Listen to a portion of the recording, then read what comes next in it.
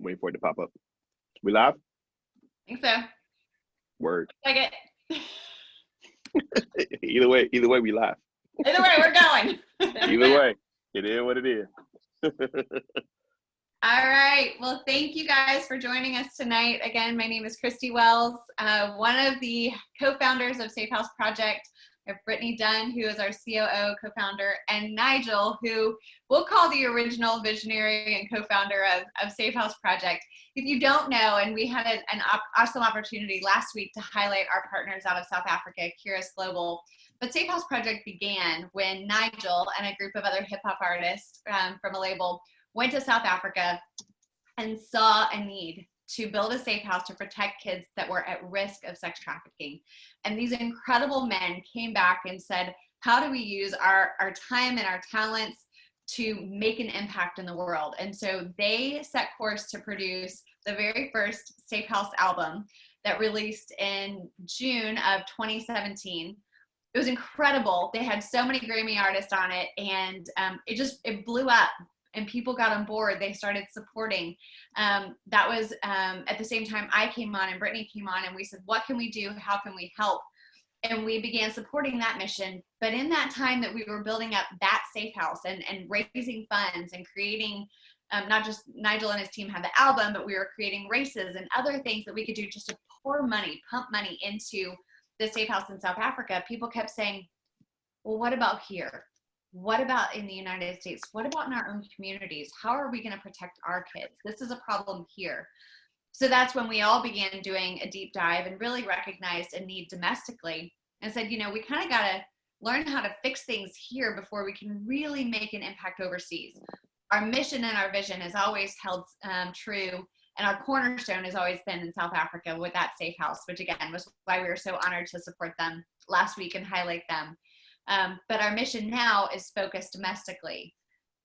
Legin, hip hop artist, an incredible friend of ours, has been here from the very beginning, seeing those precious babies in South Africa to understanding what's happening in our communities here in America. So he has stayed on. He is a board member of Safe House Project. He is still a creative visionary with Safe House Project, and he pours so much life and creativity and connections into this organization. So he was the original founding visionary of it, but also so true to where we are now. So I'm excited to highlight my friend, Legin. Welcome. Y'all so sweet. Y'all so sweet. What's up, man? Hi, doing? Friend. So chilling, y'all. I'm just jealous that y'all are together in the same space, and I'm not able to hang. But I mean, Zoom will do for now. This is a hologram. This is a hologram. Yeah, it's our new Facebook Live background, or our Zoom background. I dig it. Well, I just sent you the Tupac hologram on the thing because Christy, I know you always wanted to work for a rap label, so it's great you did PR for me, and we know Brittany is a hip hop historian anyway, so it's just amazing that we're all together to figure this stuff out.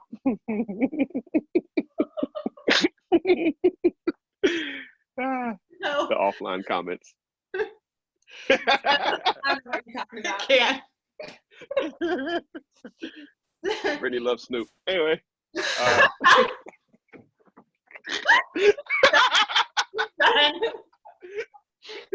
We lost him. Sorry. We have fun here. It's passion over every single day. Hey.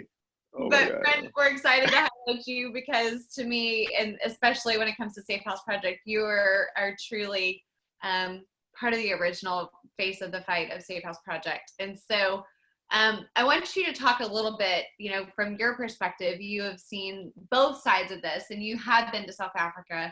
That is the thing that compelled you.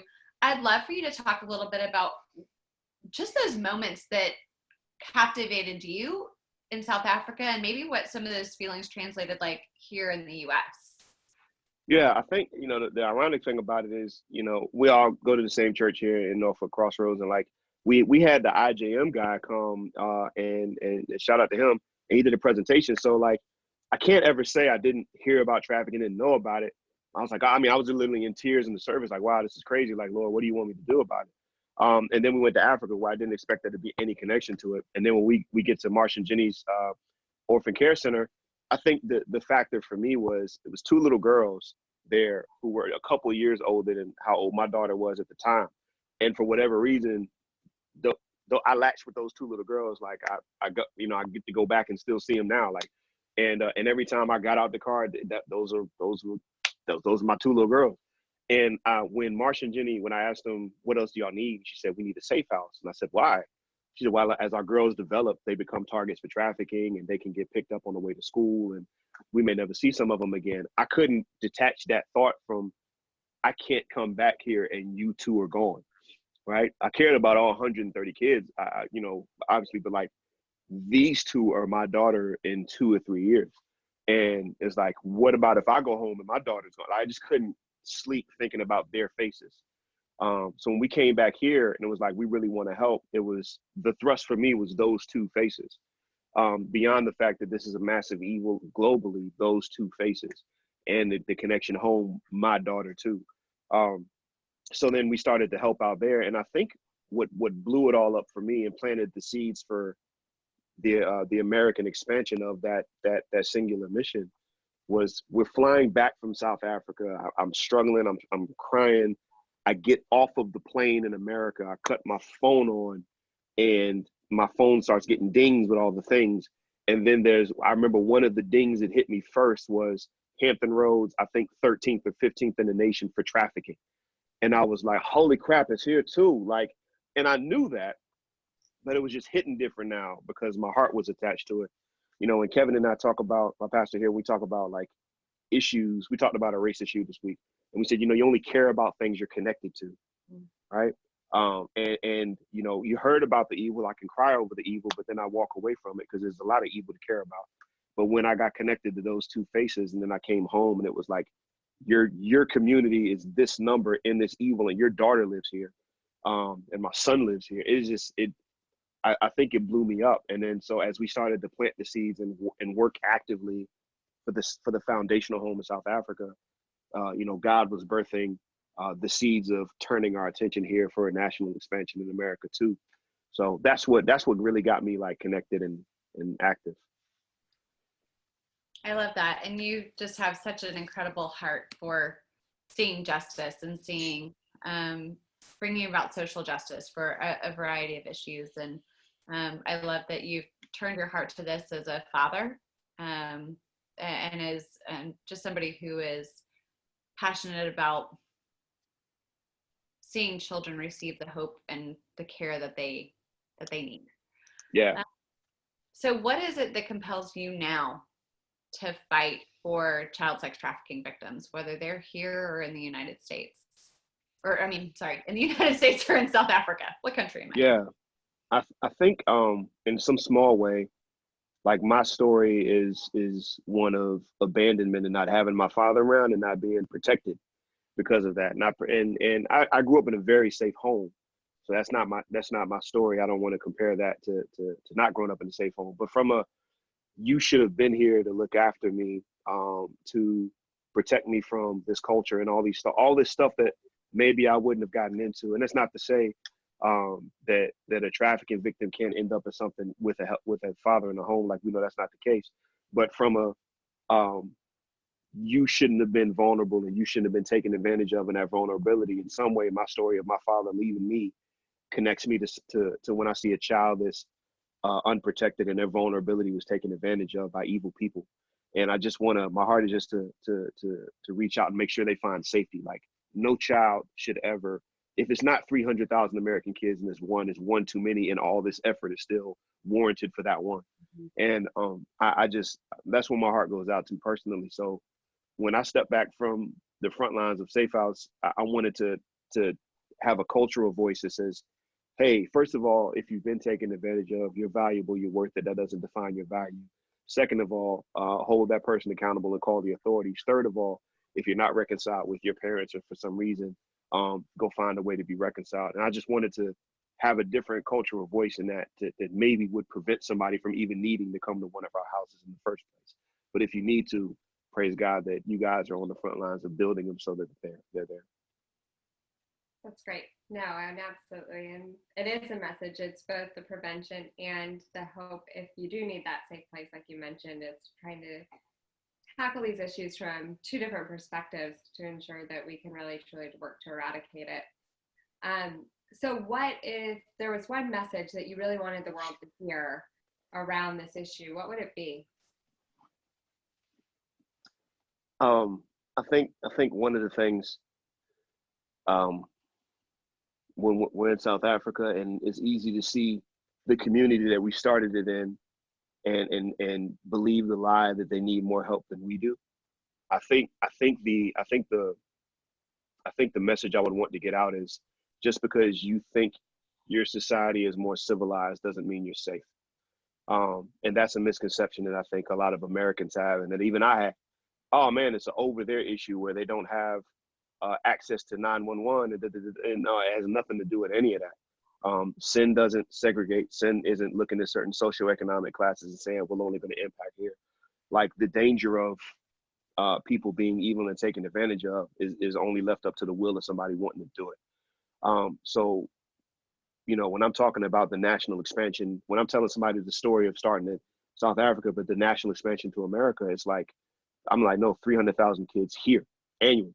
And they're like, what do you mean? I'm like, no, you understand? Like, it happened under our noses because we thought we were safe. We believed the lie that we somehow avoided this evil, and that's for them over there. And that's whether that's a justice issue, a misconception, honest ignorance, or prejudice, none of it's true. Anywhere that there's vulnerability, there's evil people will swoop in and take advantage of that. And we have to address that in our society, in our justice system, in our families, everywhere. We gotta point it out and call it what it is, and keep kids safe for God's glory. So that's how I feel about it. Yeah. I think what's so hard is that most people, and even I think all of us were ignorant until recently, that the United States is in the top 3 nations in the world now for human trafficking.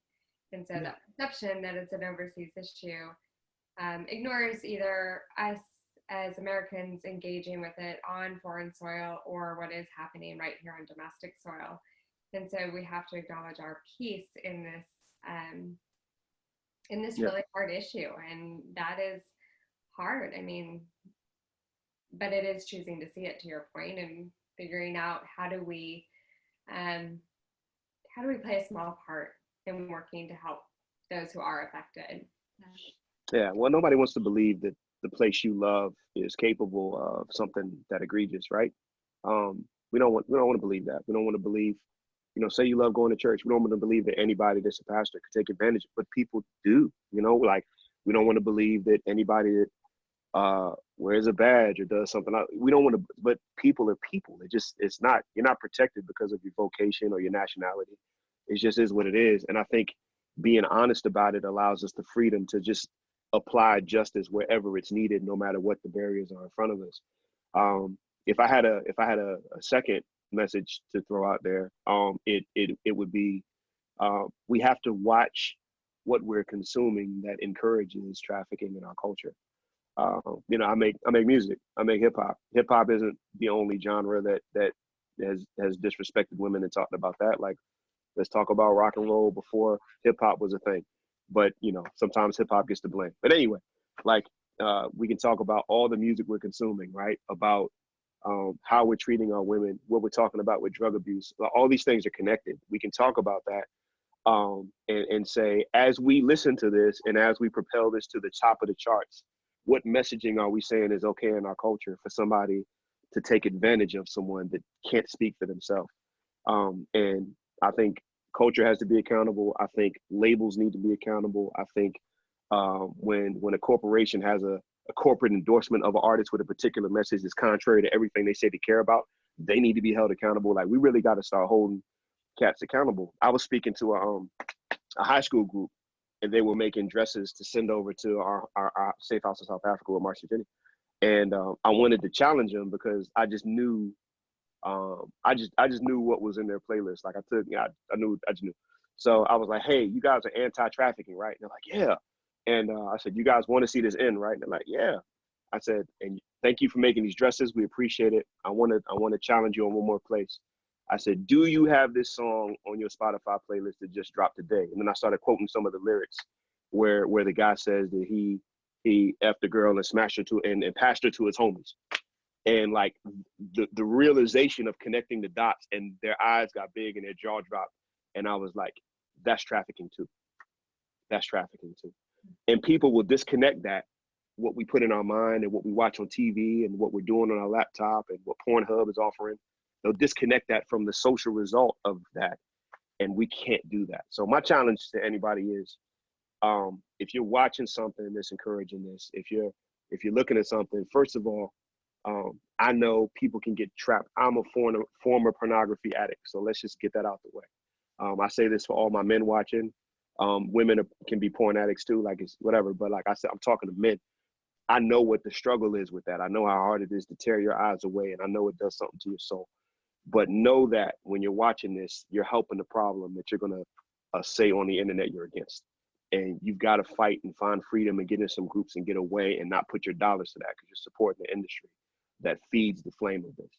And you know, when you're watching sex scenes in movies, when we're watching, I mean, literally, we'll watch a TV show where high schoolers hook up and sleep together, and we're watching child porn, and it's okay because it's on, you know, primetime TV. No, it's not okay. But we have to speak up against that too. We don't want this content.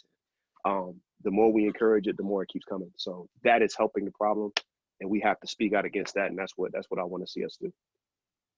I love that, and that it's so true. And there's such incredibly strong data out there showing the connection between trafficking and pornography, and those who are even within that industry who are being forced to produce that through force, through fraud, through coercion, or the products that are being produced on Pornhub where there is rape that happens and it's recorded and it's distributed as entertainment.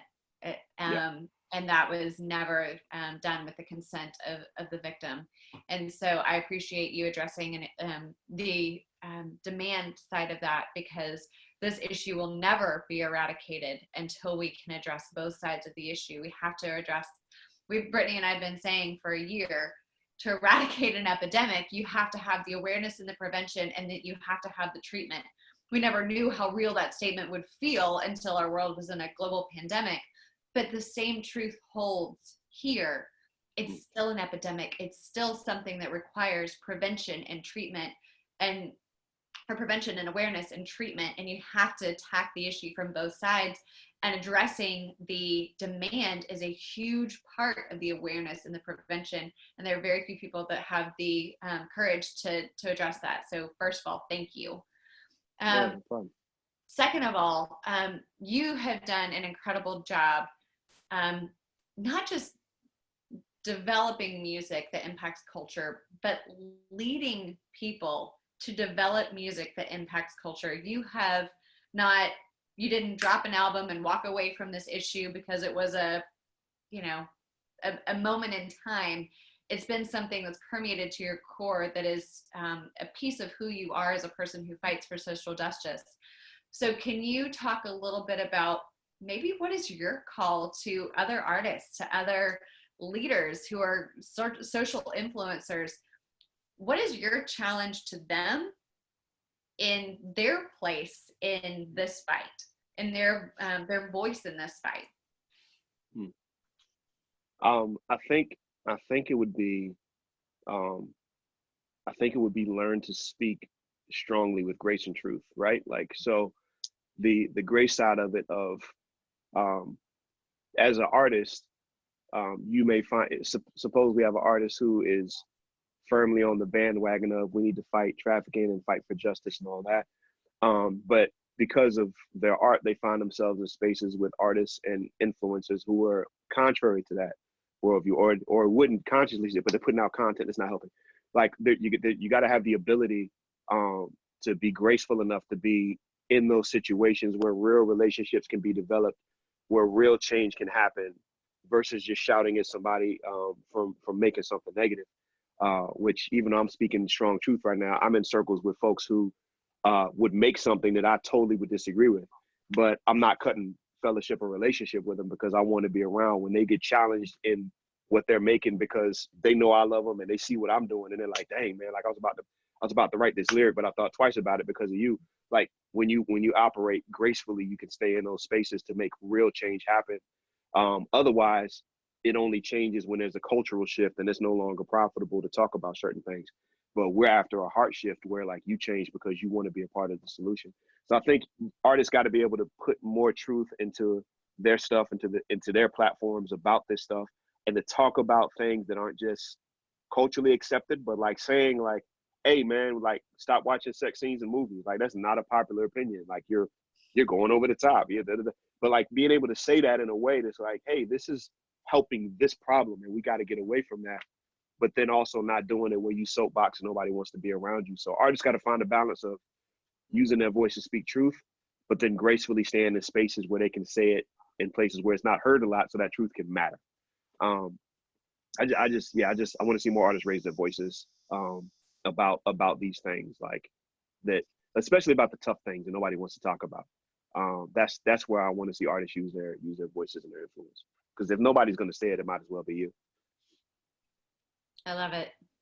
And I love how that is something that you don't just say it, you do it. And I've constantly seen you push against the veil of what people tell you you can and cannot say. And you've done it anyways, and you've done it with success, and you've done it, again, to lead other people to do the same. You've blazed paths and people who have thought you can't do an album that talks about sex trafficking, and you did it. and you found, like, what are y'all thinking? I was like, I don't know, we're gonna do it though. And so I appreciate that you are a man who does what he challenges other people to do. You live it. You are grace and truth, and we are grateful for you. We are honored to highlight you as a face of the fight. Like I said, in my world, there are very few people who have come into my world who truly changed the trajectory of it. But you are one of them, my friend. So whatever happens, I blame you.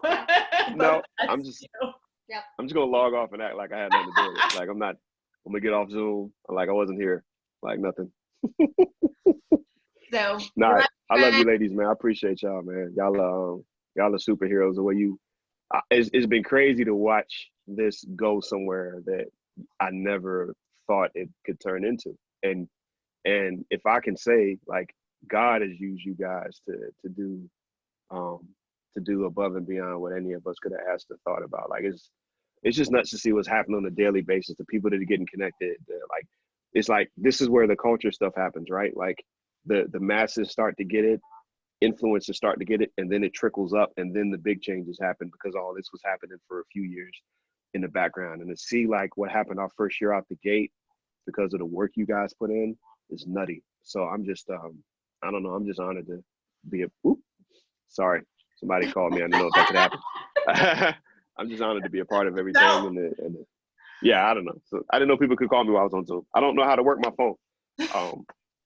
But yeah, so it's fun, man. And you know, I know we've been talking for more than 20 minutes, but like I want to say this too. Like you said such kind words about me. It's so weird that if those things are true, that they happen about me because I never feel.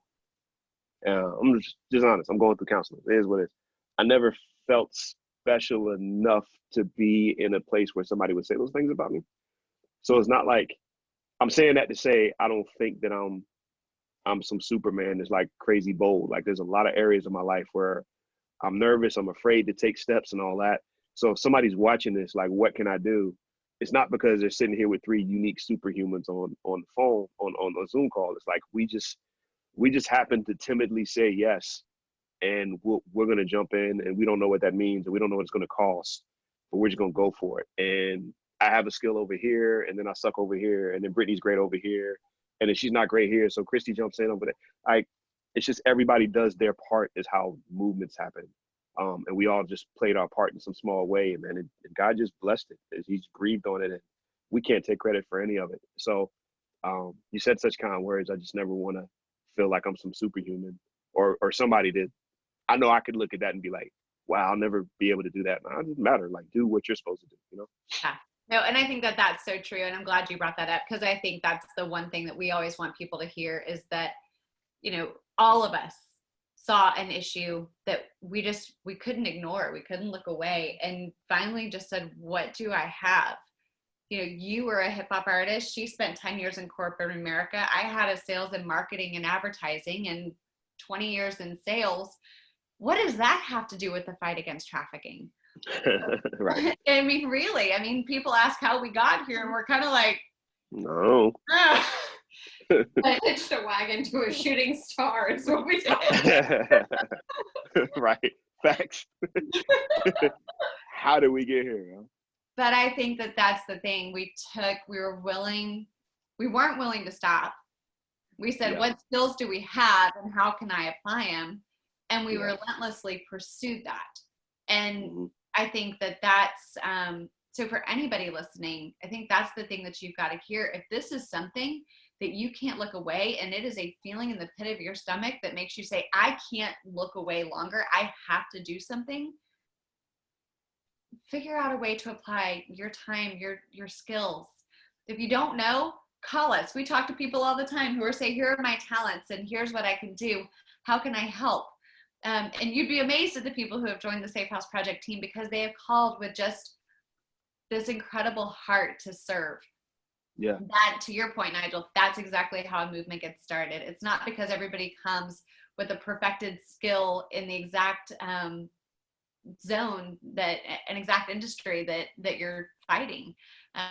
So that's an incredible message. It's I appreciate your humility, and all of us feel the same way, that we are here because this is a passion of ours, and from our perspective, it's a faith journey, and it's something God called us into. But regardless, we can, whether you have that come from that faith perspective or not, we can all agree that this isn't a faith issue, this isn't a cultural issue, this isn't a race or religion issue.